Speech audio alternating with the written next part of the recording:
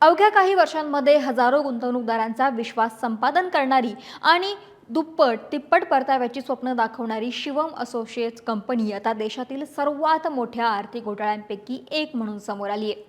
बेळगावमधून सुरू झालेल्या या कथित गुंतवणूक योजनेमध्ये तब्बल 40,000पेक्षा अधिक गुंतवणूकदारांकडून जवळपास 2400 कोटी रुपये जमा करण्यात आल्याचा आरोप आहे।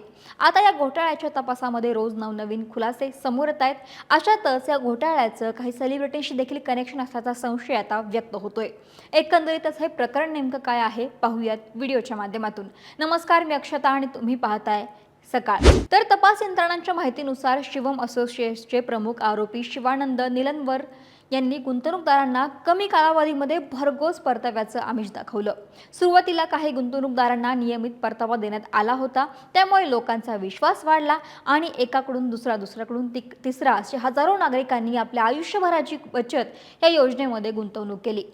मात्र तपासात समोर आलेल्या माहितीनुसार नव्या गुंतवणूकदारांकडून जमा होणाऱ्या पैशातूनच जुन्या गुंतवणूकदारांना परतावा दिला जात होता। यालाच फॉन्झी स्कीम असं म्हटलं जातं। म्हणजे प्रत्यक्ष व्यवसायातून नफा मिळत नव्हता, तर नवीन पैसे आल्यामुळे जुने व्यवहार सुरू ठेवले जात होते। या प्रकरणातील सर्वात आश्चर्यकारक बाब म्हणजे शिवानंद निलनवर यांना अटक होऊन जवळपास 20 दिवस उलटले, मात्र त्यानंतरही शिवम असोसिएट्सच्या खात्यांमध्ये 5 कोटी रुपयांहून अधिकची रक्कम जमा झाली आहे। सुमारे 40,700 गुंतवणूकदारांनी हे पैसे गुंतवलेत।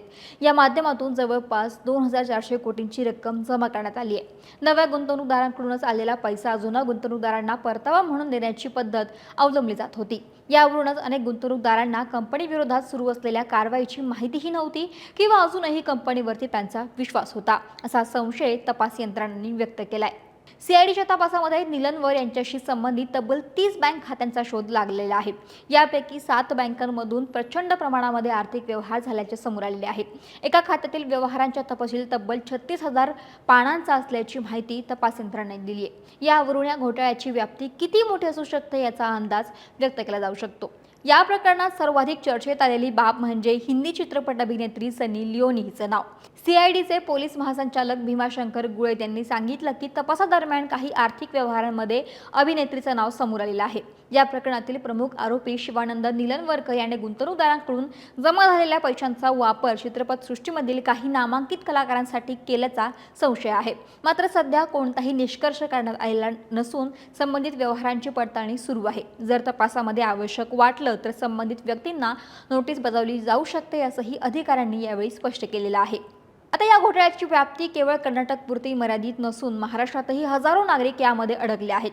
शिवानंद निलनवरकर यानं नाशिक, मुंबई, पुणे, कोल्हापूर, सातारा, सांगलीसह अनेक जिल्ह्यांमध्ये मोठी गुंतवणूक केल्याची चर्चा आहे। एकट्या नाशिक जिल्ह्यामध्ये 10,000वरती गुंतवणूकदार असल्याचा संशय आहे। महत्त्वाचं म्हणजे निलनवरने गुंतवणूक घेताना सर्वाधिक रक्कम ही निवृत्त लष्करी जवानांकडून घेतल्याचं बोललं जात आहे। म्हणजे सर्वाधिक गुंतवणूकदार हे माजी सैनिक आहेत। नाशिक जिल्ह्यामध्ये वेगवेगळे लष्करी तळ असून यामधील हजारो निवृत्त तसेच कार्यरत जवानांनी मोठी गुंतवणूक केल्याचा अंदाज आता व्यक्त केला जातोय। तपास यंत्रणांनी आतापर्यंत सुमारे 20,000 गुंतवणूकदारांच्या व्यवहारांची तपासणी केलेली असून त्यापैकी जवळपास 10,000 गुंतवणूकदार महाराष्ट्रातील असल्याचं समोर आलेलं आहे। यामध्ये शेतकरी, छोटे व्यापारी, निवृत्त कर्मचारी आणि मध्यमवर्गीय कुटुंबांचा देखील समावेश असल्याची माहिती आहे। निलनवरकर गेल्या 10 वर्षांपासून म्हणजे 2016 पासून गुंतवणूक करून घेत होता।